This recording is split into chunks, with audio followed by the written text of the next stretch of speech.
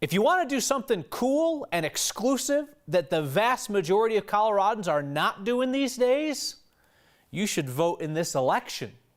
85% of eligible voters have not returned a ballot. Maybe you're just waiting for the answer to a specific question.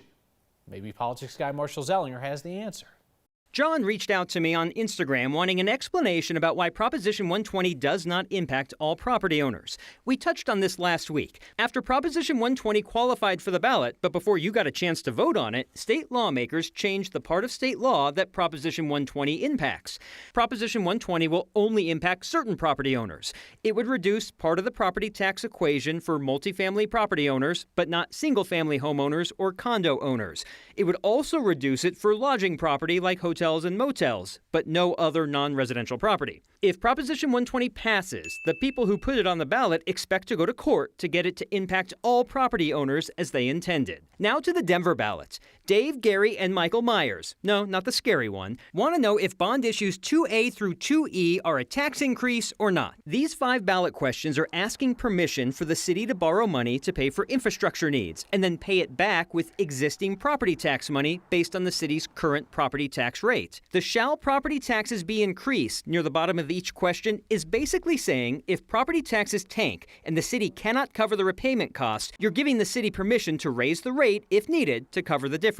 Stephen emailed a question about what happens if ballot issue 301 and 302 both pass. In the most simplistic explanation, 301 essentially protects Park Hill Golf Course from being developed without a future vote of Denver residents. 302 essentially allows for the development of Park Hill Golf Course. If they both pass and there's a conflict between the two, the ballot issue that got the most votes in favor wins out. At least that's what we think.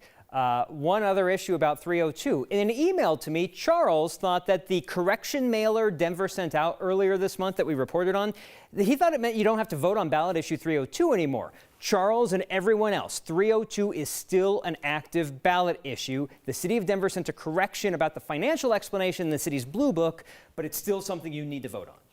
Sometimes I think that people are confused when we say that we are literally at your service with these ballot questions. If people have additional questions beyond what you haven't answered, they can just email in next@9news.com. You can hit a bunch tomorrow for them. Yeah, and I'm surprised I got somebody on Instagram too. But yes, we still have another day. We have Monday if we really need to. And you need to hand deliver or go vote in person, hand deliver, Dropbox, something like that. Don't put it in the mail. So there is still time to answer your question and still get your ballot in. Yeah, so people need to be like Marshall, who is for sure already voted by now. It's a prop. I haven't turned it in yet. You haven't part of the turned in 85%. I'm turning it in. I just need it just in case I need to shoot footage of it or something before I start bubbling them in. It's a prop. What's my excuse? I haven't voted either yet. I will vote. I swear to you, I will vote. I will vote. I will vote. You have to vote too. We'll be right back.